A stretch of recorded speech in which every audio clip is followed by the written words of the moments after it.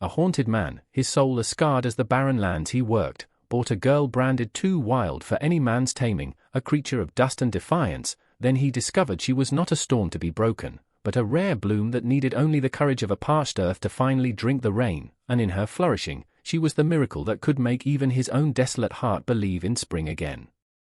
The sun beat down on Dust Devil Gulch like a blacksmith's hammer on hot iron, forging misery from the grit and despair. In the center of the town's cruel gaze stood Ilara, not more than 18 summers, her hair a tangled mat of midnight, her dress torn, a thin line of dried blood tracing a map of yesterday's brutality above her brow. She was being sold, a spectacle for the leering, the righteous, and the merely bored. Jedediah Thorne, a portly man whose cruelty was as expansive as his waistcoat, gestured to her with a proprietorial sneer. "Too wild, this one," he boomed, his voice slick with contempt. "Caused more trouble than a nest of rattlers. Needs a firm hand, a very firm hand." Ilara's chin was high, a fragile mast in a violent storm, but her eyes, the color of a stormy sky, betrayed the terror that clawed at her throat. She was a thing to them, a piece of damaged goods to be bartered and broken. The wind, hot and unforgiving, whipped strands of hair across her face, carrying with it the murmur of the crowd, words like manimal, heathen, cursed. Each syllable was a fresh stone cast. She'd learned long ago that silence was a shield, that tears only invited more scorn. So she stood, a statue of defiance carved from suffering, her small, calloused hands clenched at her sides, the only outward sign of the inferno raging within. She was not wild, not in the way they meant. She was hunted. And the hunted learned to bite. The dust swirled around her bare feet, coating her skin, a second, unwelcome layer that spoke of neglect and endless roads. Thorne continued his litany of her supposed failings, her untamable spirit, her refusal to be docile, each accusation meant to lower her price, to solidify her status as less than human in the eyes of this unforgiving frontier. He wanted her gone, but he wanted to profit from her misery first. The air was thick with judgment, a suffocating blanket woven from fear and a perverse fascination with her untamed beauty, a beauty they wished to conquer, to soil, to extinguish. She was an affront to their ordered, brutal world. And in their eyes, she deserved whatever fate befell her, for the crime of merely being. The sun climbed higher, relentless, and Ilara closed her eyes for a moment, not in prayer, but in a desperate search for an inner stillness, a place where their venom could not reach. But there was no such place left, only the raw, aching reality of her predicament, a cage built of scorn and iron will. From the shadowed edge of the jeering crowd, Silas watched, his face a landscape carved by hardship, his eyes the grey of a winter sky before a storm.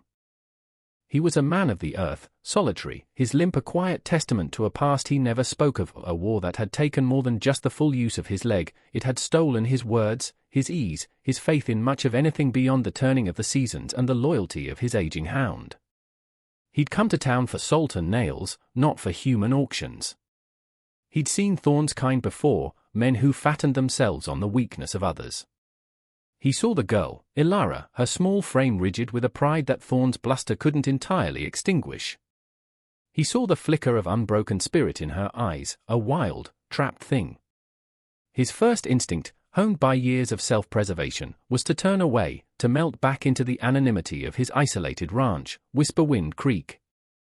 His life was hard enough without inviting more trouble, more mouths to feed, more hearts to potentially break, or be broken by. But then Thorne roughly grabbed Ilara's arm, and a small, involuntary sound, less than a whimper, escaped her. It was a sound Silas recognized, the sound of hope finally cracking. Something in him, a deeply buried ember of a forgotten self, stirred. He thought of the wildflowers that somehow pushed through the baked clay of his land, defiant and beautiful. He thought of his own scars, the visible and the hidden.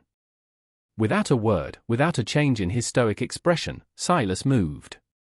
He pushed through the onlookers, his limp barely noticeable in the deliberate strength of his stride. The crowd parted, a mixture of surprise and unease rippling through them. He stopped before Thorne, his shadow falling over the smaller man. "How much?" Silas's voice was rough, like stones grinding together, unused and gravelly. Thorne, momentarily startled, recovered with a sneer. "More than you can afford," crippled Silas's eyes, cold and steady, met Thorne's. He reached into his worn leather pouch and pulled out a small, heavy deerskin bag. He didn't haggle. He didn't threaten. He simply dropped the bag at Thorne's feet. The thud of coin was definitive, and punctuation mark on Thorne's cruelty. "That's for her," Silas stated, his gaze unwavering. "And for your silence," the crowd gasped. It was a small fortune, more than the girl was worth by their callous reckoning, perhaps all Silas had. Thorne's eyes widened greedily, then narrowed in suspicion, but the weight of the gold was undeniable. He bent, snatched up the bag, and spat on the ground. "She's yours." And good riddance. Silas ignored him. He turned to Ilara, who stared at him, her expression a mixture of terror and disbelief. He pulled out his worn utility knife, the one he used for everything from cutting leather to whittling wood, and with a single, swift movement, he severed the thin rope that bound her wrists. He offered no explanation, no gentle words, just the stark, undeniable fact of her release. He gestured curtly towards his waiting wagon. "Come," and then he turned and walked away, expecting her to follow, leaving the stunned, murmuring crowd and a fuming Jedediah Thorne behind. He didn't look back to see if she obeyed. He simply knew, with a certainty that settled deep in his bones, that a wild thing, once uncaged, would instinctively seek the path away from its tormentor, even if the new path was just as unknown, just as potentially perilous. The journey to Whisperwind Creek was a study in suffocating silence, broken only by the rhythmic creak of the wagon wheels and the occasional sigh of the wind across the vast, empty plains. Ilara sat stiffly on the hard wooden seat beside Silas, her hands clutching her tattered skirt, every muscle coiled tight, ready to bolt. She stole furtive glances at the man beside her, his profile harsh against the endless sky, his jaw set, his gaze fixed on the horizon. He hadn't spoken a word since his curt command in town. Was he another Thorne, just with a quieter brand of cruelty? She'd known men who bought girls for all manner of reasons, none of them good. The sun beat down, and the miles stretched on, each one carrying her further into an unknown wilderness, towards an unknown fate. When they finally arrived, Whisperwind Creek Ranch was little more than a collection of weathered buildings huddled against the vastness, a small, sturdy cabin, a leaning barn, and a tracery of fences that seemed to be fighting a losing battle against the encroaching prairie. It was stark, isolated, almost brutally simple, yet there was a clean, honest feel to it, a sense of quiet endurance. Silas pulled the wagon to a halt by the cabin, the silence descending again, heavier now in the absence of the wheel's complaint. He climbed down, his limp more pronounced after the long ride, and without looking at her, said, "This is it." He gestured towards a small, lean-to room built onto the side of the main cabin. "That's yours. Water's in the barrel by the door. Food when it's ready." Ilara slid down from the wagon, her legs stiff, her heart a frantic bird in her ribs. The room was tiny, with a narrow cot, a single small window covered with oiled parchment, and a rough-hewn table. It was more shelter than she'd had in a long time, but fear was a cold companion. She expected demands, orders, the inevitable assertion of ownership. Instead, Silas simply went about his chores, tending to his horse, checking the water levels, his movements economical and practiced. He didn't watch her, didn't crowd her. He left her to the terrifying space of her own thoughts. In the days that followed, Ilara moved like a shadow. She rose before dawn, driven by a desperate need to earn her keep, to prove she wasn't a burden, to ward off the anger she was sure lurked beneath his stoic surface. She scrubbed the cabin floors until the worn wood gleamed faintly. She mended his torn shirts with neat, tiny stitches, her fingers surprisingly nimble. She weeded the struggling vegetable patch behind the cabin, coaxing life from the stubborn soil. She worked until her body ached, seeking exhaustion as a shield against the fear that gnawed at her. Silas observed her silent, frantic industry with an unreadable expression. He never praised her, but he never criticized either. He simply left a tin plate of food for her on the porch after he'd eaten his own solitary meal. One morning, she found a slightly less tattered blanket folded neatly on her cot. Another day, a loose floorboard in her room that had tripped her twice was mysteriously repaired. A week into her tentative existence at Whisperwind Creek, she found a small, intricately carved wooden meadowlark beside her morning portion of bread and jerky. Its painted eye seemed to hold a flicker of something gentle. She picked it up, her fingers tracing the smooth wood. It was the first beautiful thing she'd held in longer than she could remember. She didn't know what it meant, this quiet offering, but she hid it carefully beneath her thin pillow, a tiny seed of something that might, in time, be mistaken for hope. The silence of the ranch was profound, punctuated only by the whisper of the wind through the tall grasses, the distant call of a hawk, the soft nickering of Silas's horse. It was a silence that slowly began to feel less like a threat and more like a space to breathe. Weeks bled into a month, the harshness of late summer slowly yielding to the crisper breath of autumn. The rhythm of life at Whisperwind Creek was dictated by the sun and the needs of the land, a stark, unyielding cadence that Ilara slowly began to find a strange comfort in. The fear hadn't vanished, but it had receded, like a tide going out, leaving behind a raw vulnerability. Silas remained a man of few words, his kindnesses always unspoken, woven into the fabric of their shared days. He'd leave a bucket of fresh well water closer to her door on hot afternoons, or ensure the woodpile for the small stove in her room was always stocked. He taught her, through patient demonstration rather than instruction, how to properly bank the fire at night, how to read the subtle shifts in the wind that heralded a change in weather. Ilara, in turn, began to anticipate his needs, laying out his tools before he asked, mending a tear in his saddle blanket before he noticed it. One evening, the air was sharp with the first real chill of the coming cold. A meager fire crackled in the main cabin's stone hearth, casting flickering shadows on the rough-hewn walls. Silas sat staring into the flames, a familiar sadness etched into the lines around his eyes.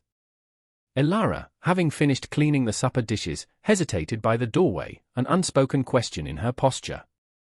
He grunted, a sound she'd come to interpret as a reluctant invitation, and gestured to the worn wooden stool opposite his own chair. She sat, her hands clasped tightly in her lap. The silence stretched, filled only by the snap and hiss of the fire. Then, Silas spoke, his voice low, addressed more to the flames than to her. "Lost a good man in the war," he said, his words stark. "Best friend I ever had. We were just boys." He paused, the silence heavy with unspoken grief. "Died in my arms. Nothing I could do." Ilara listened, her breath caught in her throat. It was more than he'd ever said about himself. The rawness of his admission, the sheer weight of his old sorrow, resonated with her own hidden pains. The firelight danced in her eyes, reflecting a shared understanding of loss that needed no further words. After a long moment, emboldened by his unexpected vulnerability, Ilara spoke, her voice barely a whisper, rusty from disuse. "My mother, she used to sing to the flowers," she began, her gaze fixed on her own tightly clasped hands. "She said they grew better with music. My father, he didn't like her songs. He didn't like much of anything gentle." Her voice faltered, then strengthened with a remembered defiance. "They called me wild because I wouldn't break. Because I ran when he sold me to pay a debt." She looked up then, meeting Silas's gaze, a flicker of the old fire in her eyes. "I fought. That's why they said I was untamable. Because I wouldn't just lay down and let the world walk over me." Silas held her gaze, his own eyes filled with a deep, quiet understanding. He didn't offer pity or judgment, just a profound, silent acknowledgement of her truth. He saw not a wild thing, but a survivor. In that shared moment of revealed trauma, by the warmth of the small fire, the fragile walls between them began to crumble, replaced by the first tentative stones of a bridge built on shared sorrow and a dawning, unspoken respect. The air in the small cabin seemed to shift, the loneliness that had clung to both of them like a shroud thinning just a little, allowing a sliver of warmth to penetrate the desolate corners of their hearts. The fragile peace they had begun to build was shattered by the fury of the sky. What began as an early autumn chill swiftly escalated into a raging blizzard, a white monster that descended upon the plains with terrifying speed, burying the world in a suffocating blanket of snow. The wind howled like a banshee, rattling the shutters of the small cabin, clawing at the roof. Whisperwind Creek was suddenly an isolated island in a sea of white. Silas, caught out trying to secure the last of the livestock in the rickety barn, felt the old, familiar ache in his leg sharpened into an agonizing throb. The cold seeped into his bones, aggravating the shrapnel scars that were a constant reminder of the war. By the time he stumbled back into the cabin, his face was ashen, and a fever was beginning to burn in his eyes. He collapsed onto his cot, shivering uncontrollably despite the blankets Ilara piled on him. Panic, cold and sharp, gripped Ilara. She was alone, miles from any help, with a desperately ill man and a storm that showed no signs of abating. But then, a deeper instinct took over, a resilience forged in countless previous crises. This was a different kind of fight, not against a cruel man, but against the raw, indifferent power of nature, and for the life of the one person who had shown her a measure of kindness without demanding anything in return. She worked tirelessly. She stoked the fire, venturing out into the blinding snow only when absolutely necessary to fetch more wood from the dwindling pile. She melted snow for water, her hands raw and aching from the cold. She remembered fragments of lore her grandmother, a woman whispered to be touched by the old ways, had taught her about herbs and healing.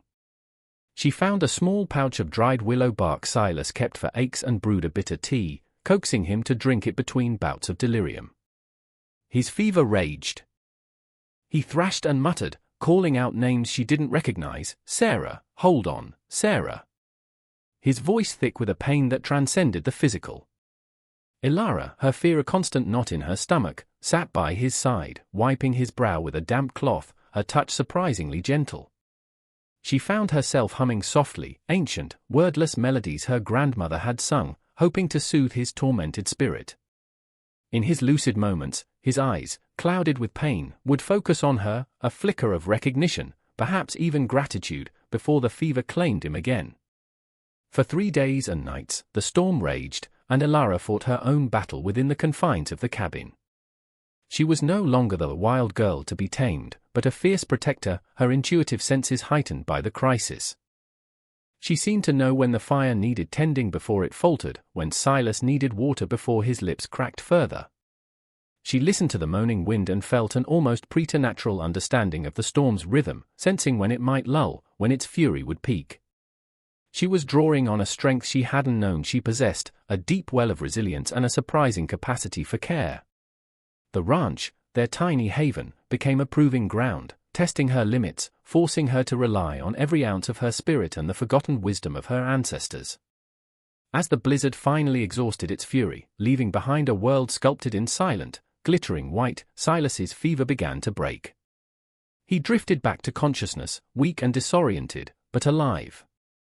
He saw Ilara, asleep in the rickety chair beside his cot, her face smudged with soot, her hair falling around her shoulders, exhaustion etched into every line of her small frame. A profound, unfamiliar emotion stirred within him, a gratitude so deep it was painful. She had saved his life. The recovery was slow. The ranch was buried, their supplies dwindling. But the shared ordeal had forged a new, unspoken bond between them. The silence now was different, imbued with a quiet understanding, a shared history of survival. Ilara continued to care for him, her movements efficient, her presence a quiet comfort. He watched her, truly seeing her for perhaps the first time, not as a burden, not as a purchase, but as a woman of incredible strength and quiet grace. As Silas regained his strength and the snow began to melt under a hesitant spring sun, revealing a landscape washed clean and promising new growth, a different kind of storm gathered on the horizon. One morning, a horseman appeared, a dark silhouette against the pale sky. It was Jedediah Thorne. He rode into the yard with an arrogant swagger, his eyes raking over the modest improvements Ilara had wrought, the neatly repaired fence line, the small patch of early greens pushing through the soil near the cabin. Well, well, Thorne sneered, his gaze lingering on Ilara, who stood frozen by the cabin door. Heard you'd gone and civilized the wildcat, Silas. Or maybe she civilized you. His eyes were greedy. Heard you might have had a good lambing season before the snows. Figured you owe me a little something extra for the trouble she caused me. Or perhaps, he added, his voice dropping to a suggestive leer, I'll just take back my property. She's looking a sight healthier than when I last saw her. Silas, still gaunt but with a fire rekindled in his eyes, moved to stand in front of Ilara. His hand instinctively went to the worn axe handle leaning against the cabin wall. She's not property, Thorn. And she's not yours. His voice was quiet, but it held the deadly calm of a coiled snake. Thorn laughed, a harsh, ugly sound. She is what I say she is. What this whole territory says she is. A stray. And strays can be reclaimed. This was the confrontation Silas had, in some ways, always dreaded. Not the physical threat, but the resurgence of the past, the world's judgment come to reclaim its due.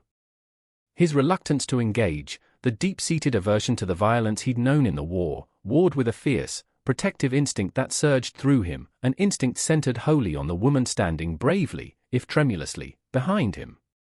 Ilara, witnessing Silas's quiet defiance, felt a surge of courage. She stepped out from behind him, her chin high. I am not a stray, she said, her voice clear and strong, no longer the hesitant whisper of before. This is my home. Thorn's eyes narrowed. He hadn't expected this. He'd expected a cowering girl and a weakened man. The wind picked up, whistling around the corners of the cabin, a low growl that mirrored the tension in the yard. The air crackled, thick with unspoken violence. Thorn, incensed by their defiance, dismounted, his hand reaching for the pistol holstered at his hip. I paid for her once, Silas. I ain't leaving empty-handed. He took a menacing step forward. Silas didn't flinch. He moved with a speed that belied his limp, positioning himself squarely between Thorn and Ilara. You'll leave with nothing but the dust on your boots, Silas said, his voice dangerously low. Or you won't leave at all. The raw, protective fury in his eyes was something Thorn hadn't anticipated. This wasn't the broken, solitary rancher he remembered. This was a man defending his own. Thorn, overconfident and brutish, lunged, aiming a blow at Silas's head.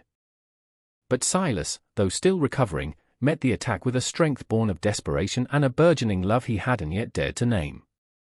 The fight was short, brutal, and ugly. Thorn was fueled by greed and wounded pride, Silas by a primal need to protect what had become precious to him. Ilara, terrified but resolute, didn't cower. She grabbed a heavy iron skillet from the outdoor cooking fire, her knuckles white. She wouldn't be a passive victim, not again. As Thorn momentarily gained the upper hand, pushing Silas back against the cabin wall, Ilara darted forward, her movement swift and unexpected as a striking hawk. With a desperate cry, she brought the skillet down hard on Thorn's outstretched arm, the one reaching for his gun. Thorn roared in pain and surprise, his pistol clattering to the ground. That momentary distraction was all Silas needed. He drove his fist into Thorn's jaw, a solid, definitive blow that sent the larger man staggering back, his eyes glazing over before he crumpled to the dirt, dazed and defeated. Silence descended, broken only by Thorn's pained groans and their own ragged breathing. Silas stood over Thorn, his chest heaving, the adrenaline slowly ebbing, leaving him trembling. Ilara dropped the skillet, her hand shaking, her eyes wide with a mixture of fear and fierce triumph. The immediate threat was neutralized. Silas bent down, picked up Thorn's pistol, and entered its chambers, scattering the bullets into the dust. He then hauled Thorn unceremoniously to his horse, slung him over the saddle like a sack of grain, and slapped the animal's rump, sending it cantering back towards Dust Devil Gulch. He watched until they were out of sight. Then he turned back to Ilara. She was still standing by the cabin, her earlier defiance now softened by a vulnerable tremor. Their eyes met across the small, sun-drenched yard, the scene of their desperate battle. The raw emotion of the moment hung between them, palpable and profound.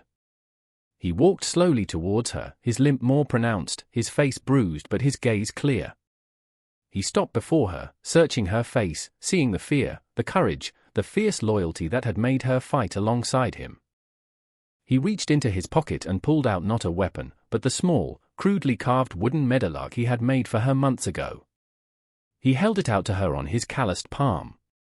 "Ilara," he said, his voice rough with emotion, "this place, it's nothing without you.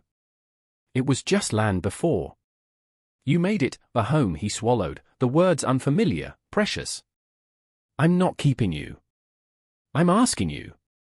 I choose you, Ilara. If you'll choose this. If you'll choose me." Her eyes filled with tears, not of sorrow, but of a profound, overwhelming relief, a joy so intense it was almost painful. She reached out a trembling hand, not for the bird, but to cover his hand, her small fingers intertwining with his strong, weathered ones. "I choose this, Silas," she whispered, her voice thick. "I choose you." The carved bird rested between their clasped hands, a silent promise, a symbol of a wild spirit finding its sanctuary, and a lonely man finding his heart. A full turn of the seasons, and then another, passed over Whisperwind Creek Ranch, each one etching deeper lines of contentment around Silas's eyes and bringing a blooming confidence to Ilara's smile. The once stark and struggling homestead had transformed under their shared care. Ilara, with an intuitive connection to the earth that bordered on magical, had coaxed a vibrant garden from the stubborn soil. Wild flowers, in defiant splashes of color, now grew along the fences and clustered by the cabin door, as if drawn by the song in her heart, a song she now hummed freely as she worked. The barn no longer leaned. Silas had repaired it, beam by beam, just as their shared life had repaired the broken pieces of their pasts. Laughter, a sound once alien to Whisperwind Creek, now mingled with the sigh of the wind and the contented lowing of their small but thriving herd of cattle. They renamed the ranch Havenwood, a testament to the sanctuary they had built not just from wood and stone, but from courage, trust, and a love that had taken root in the unlikeliest of soils. News of Ilara's uncanny abilities had slowly trickled into Dust Devil Gulch and the surrounding homesteads. At first, there was suspicion, whispers of the witchcraft from the fearful. But when young Martha Miller, daughter of the blacksmith, fell gravely ill with a fever that the town doctor couldn't break, her desperate mother, remembering the tales of the wild girl who had nursed Silas back from the brink, sought Ilara's help. Ilara, with her quiet knowledge of herbs and her calming presence, had sat with the child, and by morning, the fever had passed. Word of this, and other small miracles, a lost calf found against all odds, a premonition of a flash flood that saved a neighbor's crop, began to change the community's perception. They saw not a wild outcast, but a woman of rare gifts and profound kindness. They began to bring her small offerings, a sack of flour, a bolt of cloth, a newly forged hoe. They sought her counsel on planting, on sick animals, sometimes just for the quiet wisdom in her steady gaze. Silas, once the reclusive, wounded rancher, now walked with a lighter step, his limp less a mark of pain than a part of his story. He watched Ilara, his Ilara, move among their neighbors with a gentle confidence, her once haunted eyes now clear and bright, and a fierce pride swelled in his chest. She had not been tamed, she had blossomed. And in her blossoming, she had brought life and healing not just to him and their land, but to the very community that had once scorned her. Havenwood became a place of quiet pilgrimage, a symbol of hope and redemption, a testament that even the deepest wounds could heal, and that true belonging was not found in conforming to the world's harsh judgments, but in creating a space where the heart could finally, truly, be home. Their story, etched into the vast canvas of the frontier, speaks a timeless truth, that the human spirit, though bent by hardship and branded by cruelty, possesses an indomitable will to seek out light, to nurture growth even in the most barren of soils. Silas, a man shuttered by loss, found in Ilara not a possession, but a reflection of his own buried capacity for love and healing. He didn't tame her wildness, he recognized it as the fierce, untamed beauty of a spirit that refused to be extinguished, a spirit that, given safety and acceptance, could transform desolation into abundance. Ilara, labeled and discarded, discovered within the quiet haven of an unexpected kindness that her perceived flaws were in fact her greatest strengths, her resilience, her intuition, her deep connection to the life force that others had tried to crush. She didn't just find a home, she became the heart of one, proving that what society deems broken or too wild is often just waiting for the right conditions to reveal its extraordinary power. Together, they rewrote their narratives, transforming a place of solitude and sorrow into a sanctuary of shared strength and quiet joy, a testament to the miracle that unfolds when one soul chooses to see the inherent worth in another, beyond the scars, beyond the labels, beyond the fear.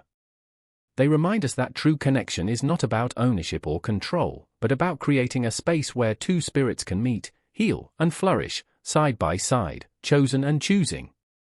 Their journey from public humiliation to private salvation, from being outcasts to becoming a cornerstone, is a powerful echo of the resilience that resides within us all. They teach us that sometimes, the greatest miracles are not loud pronouncements, but the quiet, steady rebuilding of a life, hand in hand, against the odds, proving that love, in its purest form, is the ultimate act of defiance against a harsh world, the most profound healing, and the most enduring legacy. If the story of Silas and Ilara, their journey from the dust of despair to the blossoming sanctuary of Havenwood, has touched your heart and reminded you of the quiet strength found in choosing kindness and seeing the true spirit within another, then please take a moment to show your support for narratives that celebrate resilience and the transformative power of love. Like this video to let us know these stories matter. Share their journey with others who might find solace or inspiration in their courage, those who might need a reminder that even in the harshest landscapes of life, hope can indeed take root and flourish. And don't forget to subscribe to our channel for more tales of redemption, the enduring strength of the human heart, and the quiet miracles that unfold when we dare to look beyond the surface and truly see one another. Your engagement helps us continue to bring these stories of hope and healing to the world, stories that remind us that everyone deserves a chance to build their own Havenwood, a place where they are not just accepted, but truly chosen, and where their unique light can finally shine. Thank you for watching, and for being a part of our community.